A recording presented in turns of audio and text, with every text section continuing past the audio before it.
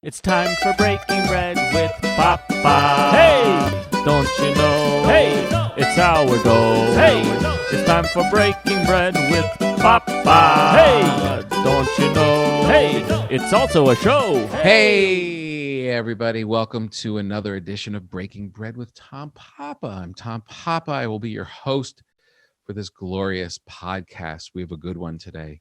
We're going to spend a little time with Donna Lennard from Il Buco, who has this amazing new book out. She is a wonder. If you've ever been to Il Buco in New York City, you know that it is one of the special places on the planet. Such an amazing place.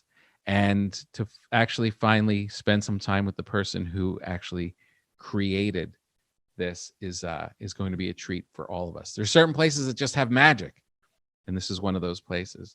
We also are going to have a quick bite with our good friend Gary Gulman.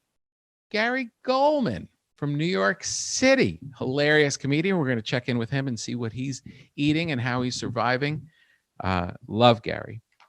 A big thank you to our friends at Wine Access, our good friends at Wine Access, always sending us great wine, always a good friend of the show. We want to thank you for sponsoring Breaking Bread and let you know that Wine Access curates some of the best wines at exceptional values. They make it easy to explore new regions and varietals.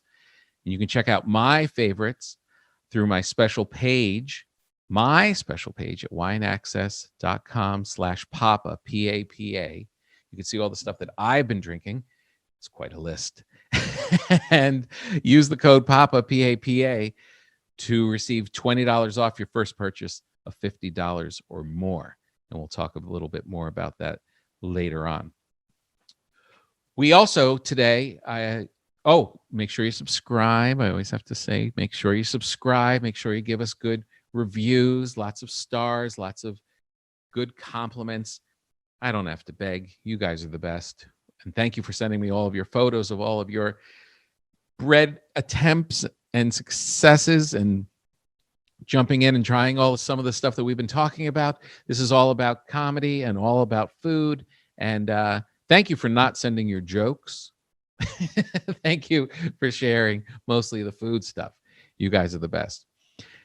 When we talk with Donna today, there's all the great places always seem to have, especially places that have a Mediterranean flair to it. They always have a little bit of the sea involved. And there's a little bit of the anchovy. The anchovy always makes an appearance. I know it's a controversial fish. I think it is because we here in the States are used to little oily cans of tiny, hairy anchovies. And we were introduced to them when we were children. Maybe they showed up on a pizza. Maybe some weird grandfather cracked open a can, trying to get a little bit of the taste of the old country. And we wanted to run out of the house and never see Grandpa again. But if you ever eat in a place like Il Buco, or if you ever travel around the Mediterranean, an anchovy takes on a very different spot in the culture because they are delicious. First of all, I like the oily ones in the can. I'll eat an anchovy on anything. And I'm going to describe a dish that I may have talked about on the old podcast. You may have heard me talk about it on Rogan, the Gentleman's Breakfast. And I'm going to describe, this is all leading up to that. So hold on to your hats, kids. I'm going to blow open your morning. Look, this is a quarantine. You don't have to go meet people. You don't have to see people. This is the time for the Gentleman's Breakfast. You'll know why in a minute. But the anchovy, when you go to these great places, there's like the white anchovies at Il Buco. Simple dish. And that's why I'm excited to get her cookbook. Simple dish. If you find the real anchovy, they're bigger than the ones we have. They're not as gamey, fishy, oily as the ones that we have. Are they difficult to find? Yeah. Are they difficult to find here in the States? Yeah. Can you roll into your supermarket and just get these world-class anchovies and be able to make this dish? No, you're going to have to do a little time. You're going to have to do a little research. You're going to have to get a little invested. But man, if you can find them, and I haven't, all honesty, I have not found a place that gives me the anchovies that they serve at Il Buco or some of these finer places, or that you get from the Mediterranean. But that's the work that I have to do. In the meantime, let's turn our attention to the little oily can of anchovies. Now, look, you can in some supermarkets. I go to a pretty decent one. I don't know if they're any better, but I found some that come in a jar. You could actually, it's a clear jar. You could actually see the little buggers in there. They're a little larger. They're a little less oily. They're a little less nasty. But again, for me to talk about an anchovy being less nasty is just because I'm trying to appeal to the people out there who I know just turn their nose up at anchovy, at the mention of anchovy. It's like trying to describe Bob Dylan to somebody who thinks that Bob Dylan should sing like Mariah Carey. You make excuses for them and you're like, yeah, but it's Dylan. It's not the point. His voice is different. It's about the poetry. It's about, and you know what? And the whole time in your head, you're like, if you don't get it, you don't get it.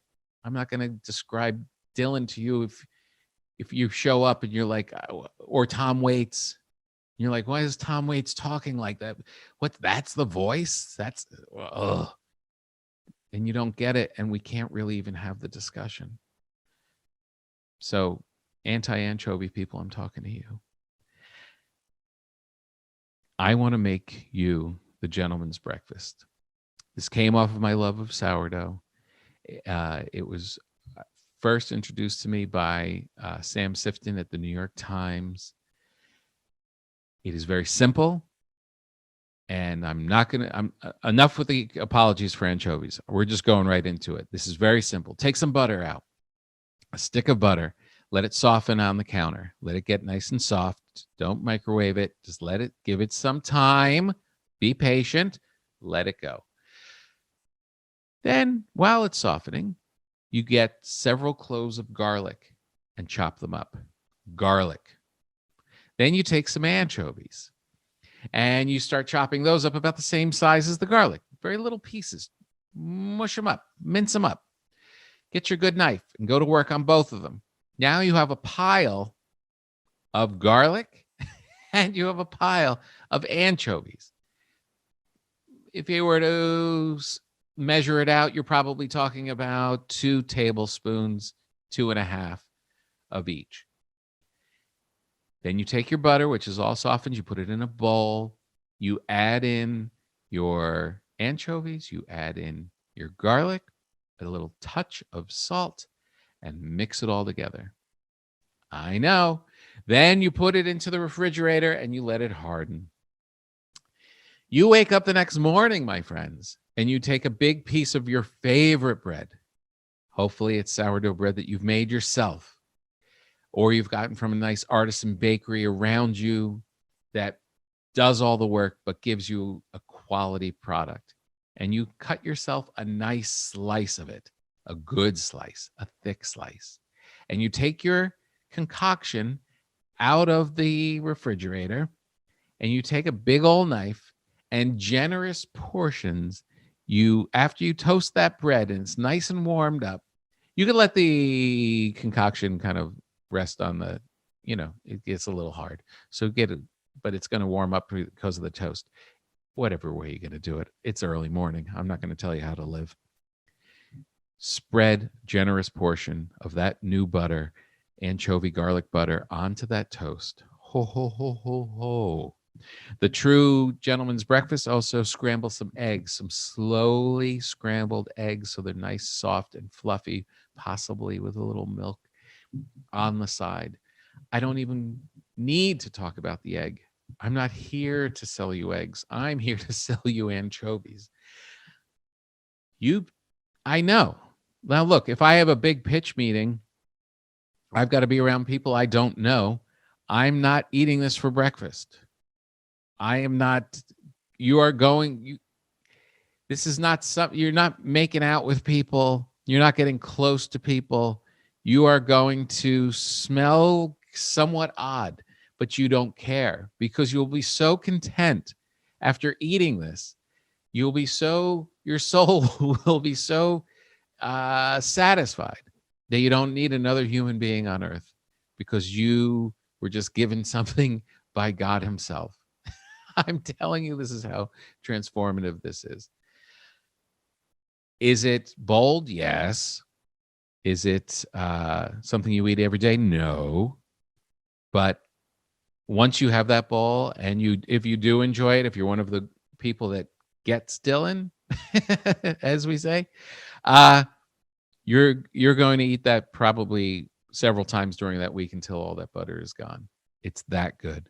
It is that good. And it's called the gentleman's breakfast, probably because you're anything but a gentleman. When you eat it, you're more like an animal. Maybe it's an ironic, the gentleman's breakfast.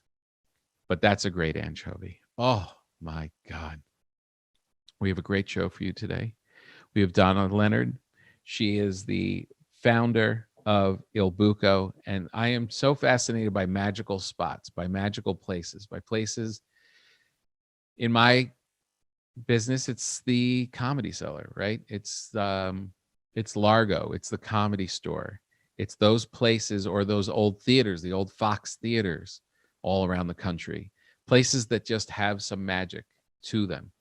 And Il Buco is now a 25-year Donna is, from the time she opened it, it's a 25-year career of hosting and creating spaces that are transformative. And what's cool about it too, it's not only, you walk in, it's not only this kind of space that's filled with, it feels like history, it feels like soul, and it's not pretentious. Like, I've been in there with some fancy people at opposite tables, and then you could just have, you're just someone who just rolled in from the village just looking for a quick bite at the bar. It's that kind of a thing. It's not putting on airs. It just welcomes everybody who gets it, kind of a thing.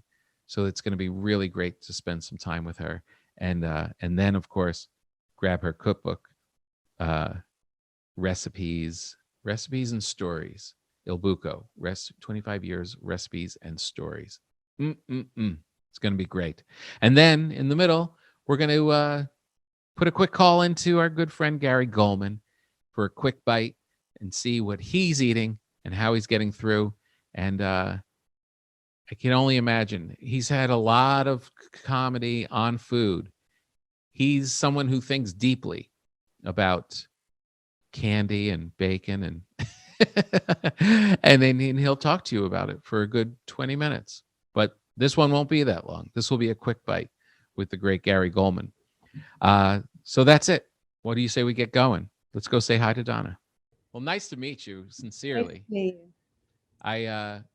I first of all, I've been a guest of your restaurant for not that long of a time, and I was wondering why, because I've only, I guess maybe like the last 6 years, 8 years maybe.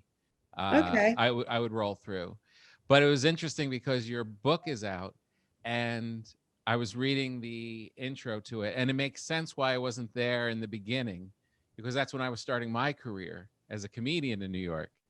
So I wasn't going to restaurants. I was just going to a comedy club and then, eating some chicken fingers. Burgers. Yeah, and then back home. So it really kind of made sense. And it was a cool little timeline to see how you came up. And it was a very nice thing, because the first time I went in there, it was one of those special places where you're like, okay, how does this happen? How does this, there's so much depth, there's so much soul to this.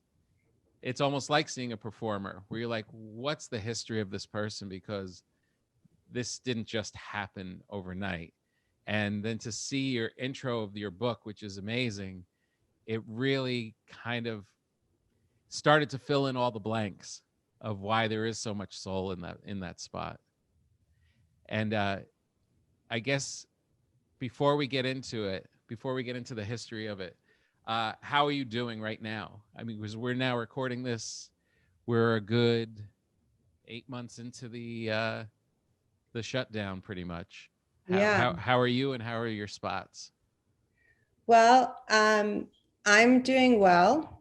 Good. I escaped a bit out to my cottage in East Hampton with my son, Right. who's going to school remotely, Yeah. and our Bengal cat, who's very, very happy out here. Yeah. She's having an amazing time. Yeah. Um, and the restaurants are going. Yeah. We opened a pop-up out here in Montauk over the summer, Oh, wow. which was really great for everybody. I think it just brought really great energy. It was great to get some of the guys out of the city. Right. And we were right on the ocean in Montauk at the Maram Hotel. Oh, nice. So Justin Smiley came back, my original chef of Alimentary. Whoa. And so he's back in the fold, and he ran Montauk with my general manager from Il Buco, Mark Ellert Beck, and a team of about 12. Wow. My son had his first job as a 15-year-old restaurant worker, Yeah. and he had a lot of fun, and it was great. It was really, I think this is a moment where you just have to use all your creative juices and stay optimistic. Yeah. And it's also a time when you discover who the people are who are really on your team, and who's really not there and not available. I mean, people dropped off, and people came in, and Justin brought in a GM who worked with him, who's been terrific, really co-teaming as restaurant directors with my GM from Il Buco. And he's pretty much running the show at Alimentary. We're, at Il Buco, we've got tables in the street. We have all the cobblestones in front of Bond Street. Yeah. So we built our little structures, and we were doing to go out of both restaurants. From the moment we could start doing that, back in April, May. Yeah. And we've been, building the team little by little. We were really busy end of the summer, and September, October was a great month. And now, as the weather's turning, we start to get a little more nervous. Yeah, I know. I'm sitting here in Los Angeles, where they just closed up all the restaurants, outdoor dining, which we always thought that, well, we would keep going because we're going to be outside. I'm a New Yorker, but I've been living out here, and it was like, well, this place is just going to keep humming. These restaurants are going to have a real advantage. And then they closed them down just this week, which is absurd. Yeah, that's crazy. Is everybody kind of up in arms? Oh yeah, Yeah, yeah. Because the people, it's not like you just throw a table outside and keep going. There's investment and restructuring and a lot of money involved. And people are like, what are you doing to us? You can't just disconnect us for another 3 weeks. It's crazy. Well, it's good to hear that you guys are healthy. That's we're doing well. Knock knock. Yeah, that's good. We had a little scare last week, and everything's fine. So you go through these little bumps. Yeah. And everyone gets tested, and it's harrowing. I know, exactly. I know. I keep telling everybody, it's like, well, I know it's hard, but we've done so much already. We've gotten through so many crazy things that have happened, and social unrest and the election and the pandemic. It's like, we're doing it. You're almost there. Just keep going a little further. And it's like, shh. And now it's getting like muckier. I know. It's like the last couple of miles of a marathon. It's like, of course, those are going to be the hardest. Yeah, it is really like that. And I think all of us sitting here, watching the weather starting to turn, we've been really fortunate with these days in the high 50s and 60s. But we'll see. We're nothing if not resilient, right? We keep going. 100%. We will do it. And when you have a great team, it's great. I have a lot of gratitude for that. Oh my God. Well, it's an amazing thing. And like I was saying in the beginning, reading the intro to your book, it really is. it really starts to just make sense. I mean, Il Buco is this. It just has this special. It's the only way I could describe it is it's layered. It's like it's layered. There's like it's not just the antiques that are around. It's not just the food. There's just some other magic at work. And to see how it naturally evolved, if you mind us going back in time a little bit, Sure. When first you as a little child, I was really interested in how food wasn't really that much of a priority until your parents split, and that your mom kind of dove in and started like taking food seriously. Why do you think she did that? You know what? I'm sure she was doing it before also, but it's just the way you remember things. She was like, is that really true? Did you really eat that? And I said, yes, we did. We loved it. Maybe it's what I remembered because it's what I loved, what we ate when she wasn't cooking. Right. But she really did start to get very serious in the kitchen. Yeah. And take cooking classes. And I don't know, I think she just, her kids were getting older and she had more time on her hands and she started, looking for things to busy herself with. Yeah. What's her nationality? She's a American Jewish Polish Russian Jew from Brooklyn. So what drew you? I think you were saying when you were like 17, you went to Sicily. I went to Sardinia. Sardinia. Yeah. Which I've never been. But very beautiful. Yeah, that's what I hear. And you said that was a real moment for you. It was spectacular. I lived with a family in the capital city of Cagliari, but in the outskirts, near the beaches, and I discovered fruit off trees. Yeah. Basically, it's amazing when you realize, oh, that's where they come from. Oh, that's where they come from. Well, we all know from my hosting of this show and my nonstop talking about food and wine that I love wine. And I also love our sponsor, Wine Access. Wine Access has been a great partner, not just because they're supporting us in making giving us a product that we believe in for the podcast, but also because they've truly introduced me to some amazing wine. They have the great thing about Wine Access.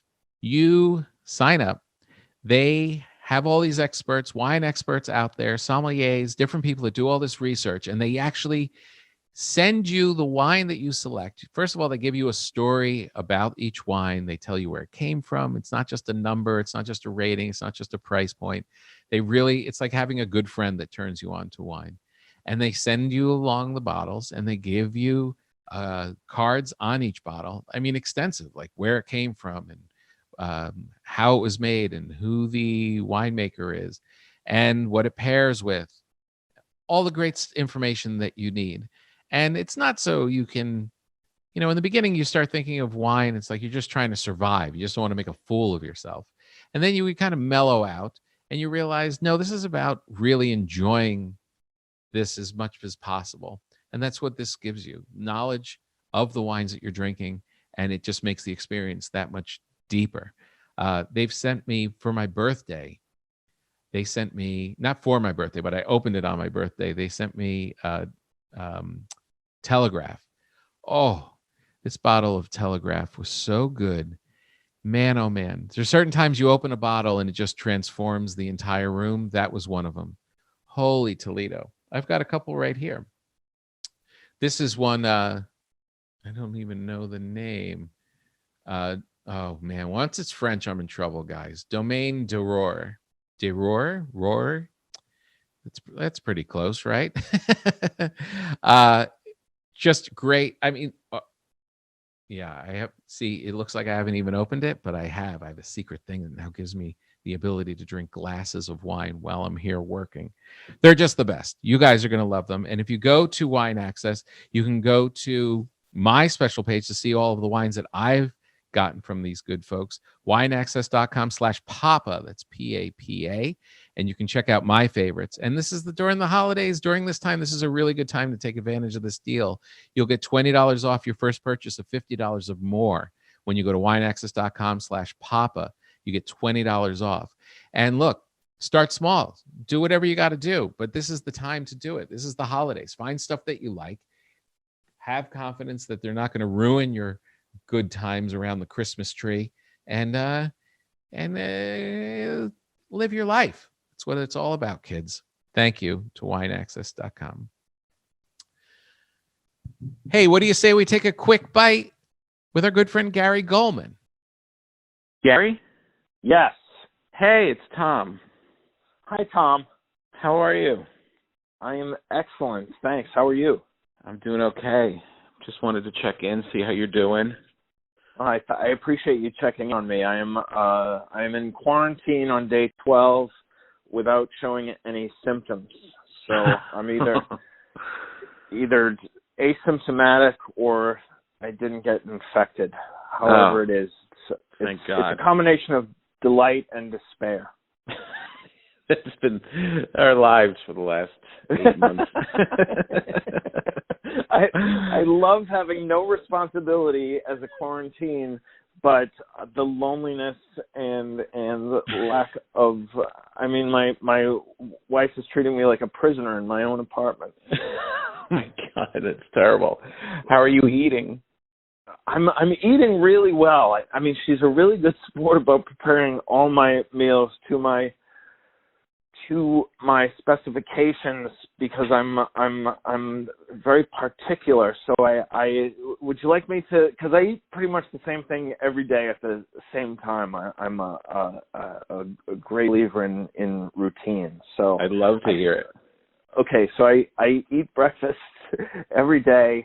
Now I get up at about 8:18 a.m. is when I set my alarm clock for it, and then I won't eat anything until I'm really hungry. So because I try to break up the day that way by the meals are very special to me. So at usually around 2 p.m. I take the time to ask for the exact same thing. I write it out. That's my part, and I ask for a granola with coconut milk and some oatmeal and some flaxseed meal on it, a sliced banana. I do the slicing. She just delivers the banana. And then I put 2 tablespoons of raw walnut butter on it. And it's, oh my gosh, Tom. Wow. It is no, wait really a minute. delicious. It's granola and oatmeal. So are you making the oatmeal separate and putting it on the granola? No, she just pours some of this oatmeal that she bought in bulk onto it, and so it goes in. It's sort of like muesli, but without all the delicious parts of muesli, and yeah, so it's a delicious breakfast. Wow, what a concoction! But you said 2:15. Yeah, at about 2:15 each day I have it on average. Sometimes 1, sometimes 3. So you're not a get up and eat kind of guy. No, I do sort of a version of that intermittent fasting or whatever, right. But I don't really feel all that hungry when I get up, and so I try to push it as far along in the day as possible. Ooh, that sounds like a great start. Yeah, it's a terrific start. Yeah, and then so that's pretty late. So then, do you have a lunch or do you just go to dinner? No, I don't have a lunch. I go to dinner at about 8 p.m. And at 8 p.m. I have an enormous salad. I mean, this is a stainless steel mixing bowl full of. I tell her to use, and she has dainty hands unlike myself, so I tell her to use about 3 handfuls of kale, okay, and then raw broccoli florets, raw cauliflower florets, a spicy sauerkraut. Ooh. Yeah, and listen, this isn't something that I'd done up until my 50th year. I never put a sauerkraut on salad, but then I realized that I love sauerkraut. I can't get.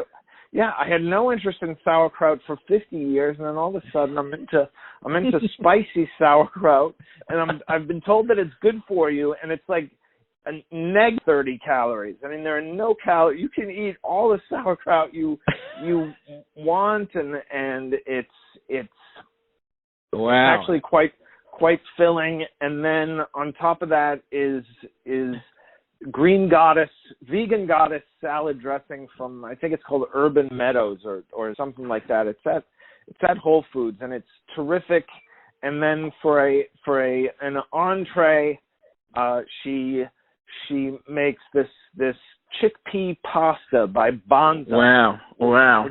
Which is the best chickpea pasta. It's the best protein pasta that I've tasted, and it is by a company called Banza. Right. And then she puts the arrabbiata by Rao's, RAO''S, Right. which is vegan, and Rao's maybe is right. how it's pronounced, and it's delicious. And then sometimes I'll have her put in a Italian sausage it's called Beyond Meat. Right. It's an Italian sausage, and it's quite delicious. But a lot of times I just go with the Rao's. It's incredibly filling. About a third of the box of pasta is a healthy right. dose. Yeah, the veggie vegan sausage is a real good option because you get the spices and stuff. Sausage is really very little about the meat and really all about the spice. I agree with that. With that. It is about the sauce and the flavor and the smoke, and it's great. So you do this every day? This is pretty much your routine? Yeah, I mean, the only thing that is mixed up is occasionally there'll be another sort of fake protein in the pasta sauce, or sometimes she'll make a vegan chili. Wow, that's nice. And that's good. And this is all served prison style. She leaves it at the door. Yes, because you're in quarantine. She leaves it on a padded folding chair at the door, and she says, "Here you go, Gary." And it's I mean, every time we see each other, it's right. It's a danger I feel. Well, did you hear today that the CDC said that you only have to quarantine for 7 days? If you go get a test, and I was thinking about getting the test, and they said it was 2 to 7 days till you find out whether you're positive or not. Right, right. And then I was thinking, what if you go there, you're in line inside with 10 people who think they have COVID, and then you get it. So I think I'm going to make an appointment with my doctor and get an antibody test, because maybe that's what's going on. And whatever way you go, I would recommend just stretching it out, because it seems like her serving you this meal in your little hobbit hole every day is pretty sweet. Oh, Tom, I got to tell you, that's the tug of war in my brain between the delight of being served and having nothing expected of me, but also the guilt. And for the first 5 or 6 days, there was also the fear that this would be my last week alive. I kept saying to myself, I think I told you this, I was making decisions on how I spent my day based on whether I would want to look back and think that I spent my last week alive doing these things. So this book I'm writing, I mean, I did cursory edits each day and additions and took notes, but nothing where I would say I left an unfinished book that was crappy. I didn't, yeah. So well, that sounds amazing. I would say definitely do that. If you do think that it is your end of days, my dog's barking. If it is the end of days, then I would say throw a cookie in once in a while. The one other thing that I was thinking was maybe I could lose weight during this thing. Like that would be a good thing, because but and then the other thing I was thinking was be a great episode of just about any 80s sitcom, and it turns out he's been lying, and he has to come clean in the final act, and that's perfect. It would be wonderful. But I've finished 10 books in November. Oh my God, that's amazing. Yeah, I was really on, and I'll recommend two. Ta-Nehisi Coates' The Beautiful Struggle, which I listened to. It was terrific. And then Gilead by Marilyn Robinson is one of the best novels I've read in a while. Oh wow! Yeah. All right, great, yeah, awesome. Well, I probably won't follow your meal plan, but I'll follow your book recommendations. Well, you know that either of them are healthy. I appreciate that. And thanks for checking in. You're a really good friend, Tom. Oh, you're the best. I'll talk to you soon. All right. Have a great day. Say hi to the girls. All right, will do.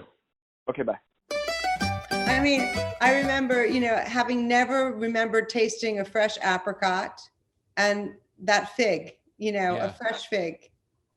And it blew my mind. Yeah, right, exactly. How do we get more of these? And then, of course, the people and the culture, it really just connected with me. Yeah, no, that's amazing. And then you come back to New York at that time, like when you were done with school, you were at NYU, you were studying. Did you just stay in the city once you got to the city? Yeah, I did. I've been here since 1983. Since 83. Man, that's a lot of changes. A lot of changes. So what was the restaurant where you met your husband? Was he your husband who passed? Didn't you guys get married? Now you're going to really set me up here. Yeah. Joe and I did not get married. Oh, you didn't get married? He actually had the aneurysm 3 days before our wedding. Oh, God. So he passed just before we were about to get married. Man, oh man, what a crazy story. Yeah. I mean, because you were about to get married and people were actually coming in to see you get married. And they end up, exactly. Jeez Louise, as kids in New York, how did you get through that? Good question. First, I dove into his screenplay that he had just finished, and I was trying to get it produced. So I just put all my energy into that. His brother moved in with me for several months, keep me company. Yeah. We kept each other, sane and drinking a lot of red wine. Yeah. And God. And then I guess I eventually I put the screenplay down for a while after about a year. And it was about around that time that I started bartending part-time while I was doing independent film work at Arqua, and I met Alberto. Got you.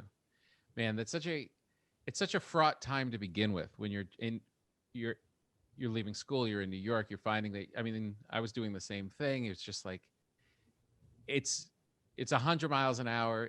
You're like, looking back now at this age, you're like, how do you even do it? It seems like the practical is like, I'm actually answering the question as I go through it. Thank you. It's yeah, because it seems like it's daunting, but for us, but when you're in the middle of it and living it, you're also doing a lot of other crazy things in New York. You're just finding your way. You're just growing. You're going at 100 miles an hour. But to have that curveball thrown at you, it's heavy. It's heavy. Yeah, it was life-changing. Yeah. In many, many, many ways. Yeah, but these things also, if you're strong enough, these things also, I don't know, they inform your soul. They make you it gives you a little depth and a little perspective. I lost somebody when I was young, like in high school, and it just kind of, that those moments they just kind of shift your perspective of the world permanently. And it's kind of a blessing in a way that, I know people that didn't lose people until they were much, much older, and they didn't have like that perspective that kind of informed and made them stronger and a little wiser as they were kind of finding their way. I think that's probably true. Yeah. I think adversity forms us in many ways. Yeah. And it forces you to really direct yourself. And, I think you have two choices when you're faced with that kind of tragedy. You either go under the bed and hide and just collapse and go into a deep, dark depression, Yeah. or you live for two. And I think I just had that kind of spirit, and I just felt like I had to get out there, get the script out, just do something. Yeah. But it's been a journey, and it takes all different forms. Yeah, no, it really does. And I know I'm going to keep coming back to this, but your spot at Il Buco, I mean, there's whispers about that place this is why I was so excited to meet you, because it's the person that's kind of informing all of this stuff.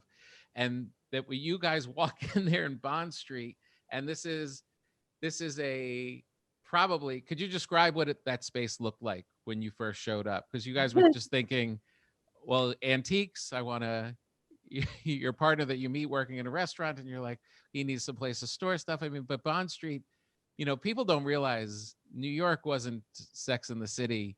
No, there was nothing really going on Bond Street. And what pulled me over in my Jeep was seeing the mahogany doors going in next door.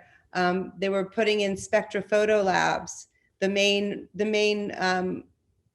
store was on LaGuardia Place, and I used to develop all my photos there as a hobby photographer / filmmaker. So I was intrigued that there was this, this place was opening on this cobblestone street. Yeah. And next door, I see these, this otherwise very manufacturing zone street. I saw these curly-cued chandeliers in the window. And I was like, wow, what's in there? Yeah. What is this place? And I just walked in, and the floor was painted with like 5 inches of brown paint. Yeah.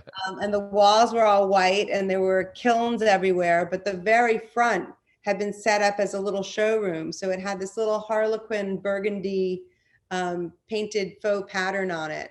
Right. And the chandeliers were hanging in the front, and 10 feet back, it was all just, workshop for these artists. Wow. So it was a very different space. Yeah, God. But it had a magic to it. It had a really incredible energy, and they were wonderful artists, and Warren's still a very dear friend.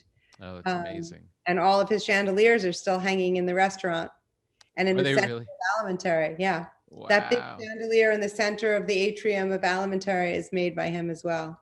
Wow, that's amazing. It's amazing when you learn about the history of these buildings, that you're like, oh man, they've been here forever, and has had all these ghosts floating around.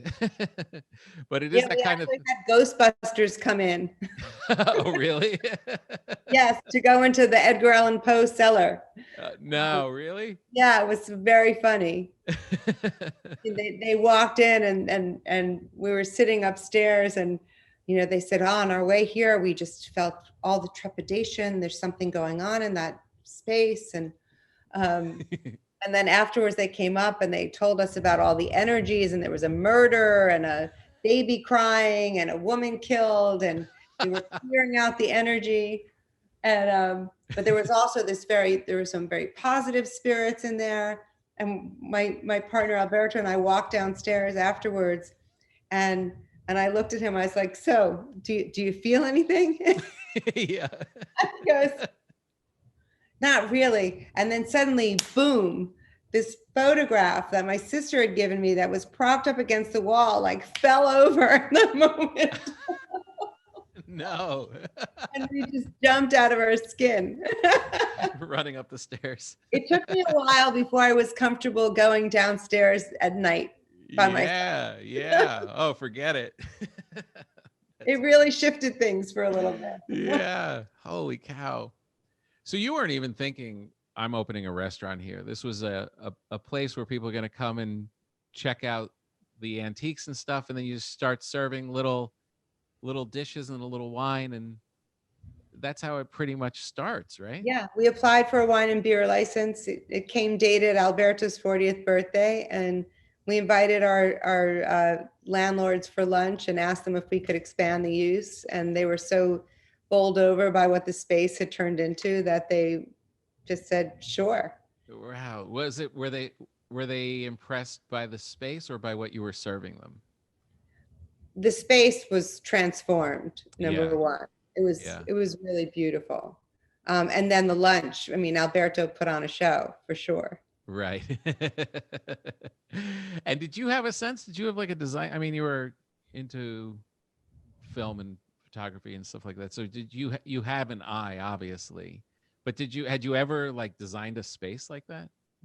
No. I I think what Alberto and I had together was something really special. We had really an incredible synergy in our aesthetic. Uh-huh. And we would just go and we would fall in love with the same things. And he was really a master of like setting the stage. Uh-huh. And I loved doing it as well. But I in the beginning very much deferred to him because it was the thing that he loved, to sit for hours and move things around in space. Yeah. And he's still very much like that today. He's Yeah. an incredible person. Yeah. But no, I think my design sense is very intuitive. Mm-hmm. You just kind of go with the flow. Untrained. And yeah. And did you have that same sense when it came to the menu, when it came to food?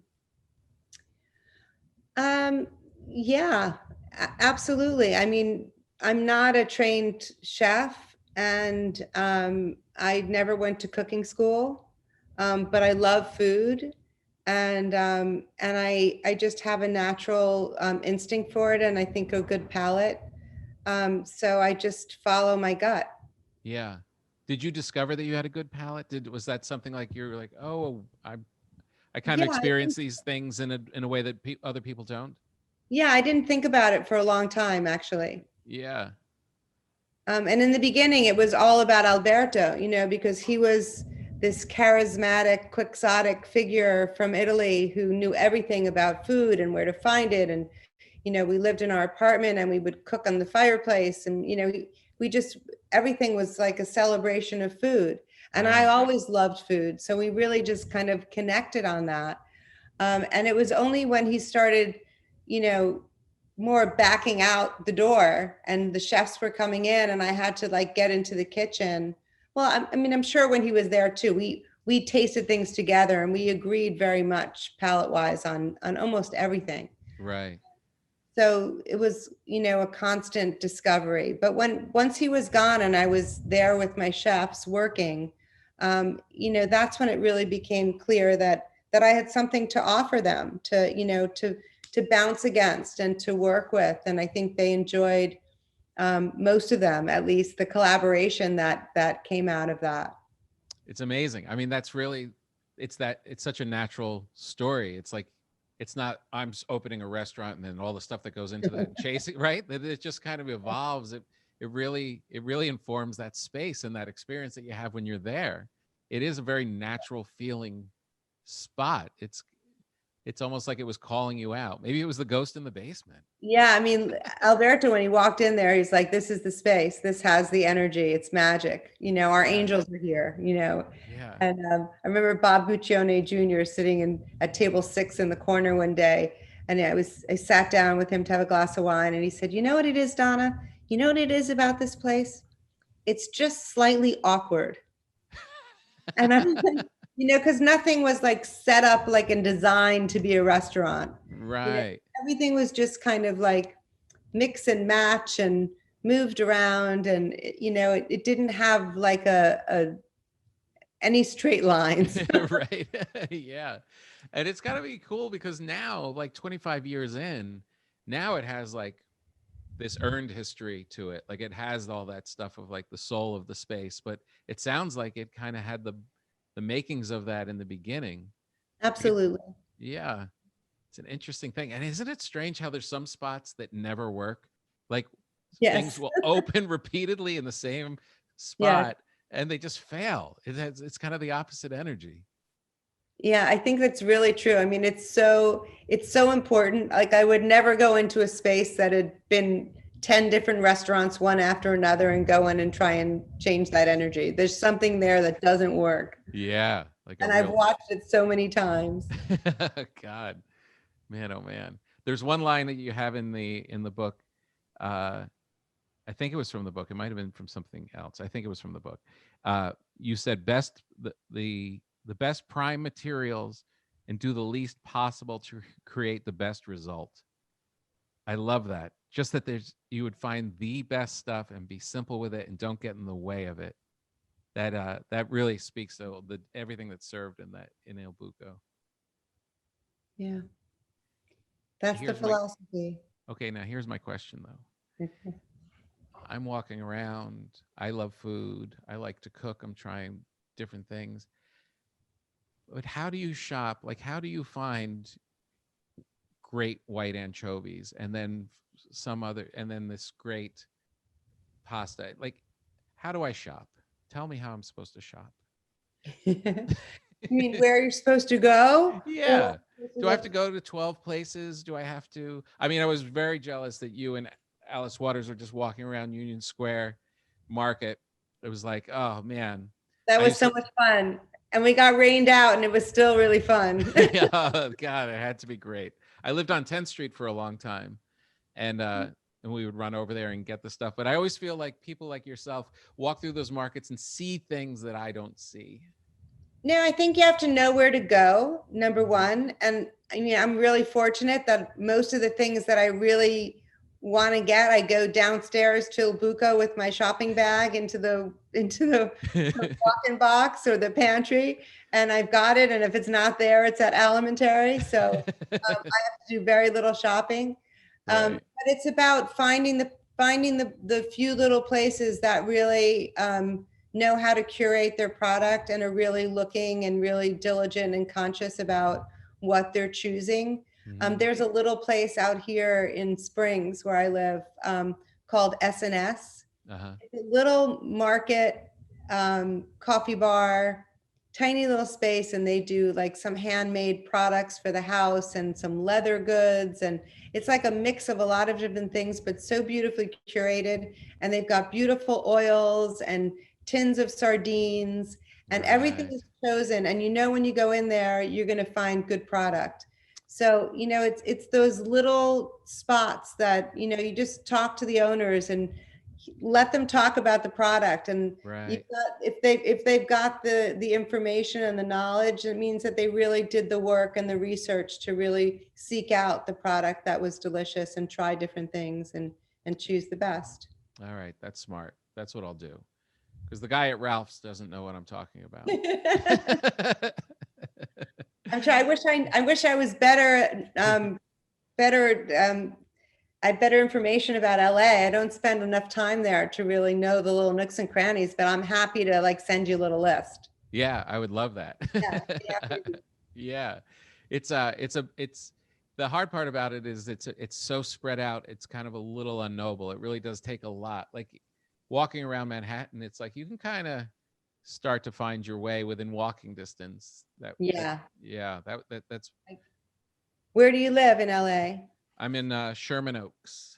Okay. Yeah. But it's interesting you say that because I just found this butter, this French butter, and I was trying to find it, and the place where I found it is this little place in Silver Lake. It's a tiny little shop. It's kind of what you're describing, this tiny little shop. They have some vegetables. They have some like weird imported salamis, and they're the only place in LA that has this butter. And I didn't get to spend much time there because it's all COVID-y and you're masked up and getting in and out. But there was a long line outside just to get into this tiny shop. So I think that's a good one. Yeah. People know what's going. The Santa Monica Farmers Market is always great. Yeah. But to get there from Sherman Oaks is like 3 days. It's like going from New York to Vermont. So how you must feel pretty great to have this new book out that has all of these recipes from how many different chefs' recipes are in here? Oh boy, that's a good question. You know that I can't even answer that question. I know that I've had almost 15 chefs go through, but all their recipes aren't in there. I'd say probably half a dozen. Yeah. Man, I mean, do you, when you got it, the book all printed and it has your story in it and these great dishes that came from that, it's got to be a cool thing to just like look over and see on the table. I have to tell you that, here, it's right here, that when it arrived, I had my whole team from Montauk over to my house for a barbecue. I was like, we've got to have a little, end of the season celebration, and we'll do it at the house. We were supposed to actually go out on a boat ride and go fishing, but the weather was terrible. So the backup plan was to come to my house, which I was kind of excited about because I wanted to host my team. Yeah. So we grilled some fish and we made grilled fish tacos, and it was great. And in the middle of that, the book arrives on the door, 100 copies of the book. And I open the door and I open the first book and I look at it and everyone's all excited. And for me, it's like, all right, I've been running around with this cover in my car for 2 weeks. Right. I just saw all the printouts. Okay, it's here. Yeah. That was it. And it was kind of like an anticlimactic moment. Yeah. And then we had the first book release party at Montauk, at our pop-up. And when it was over, I stayed in the hotel for almost a week. I decided to just like get a little time. My son was with my wine director, Roberto, here at the house. And the day after the release, I opened the book and I read it cover to cover. Wow. And that's when it really hit me. Yeah. That was the moment. That was the aha, oh my God. I did it. It's beautiful. It feels good. There's no glaring errors or typos or something that I wish I hadn't put in. It just felt so complete, the experience, because I had finished it while I was out here in COVID.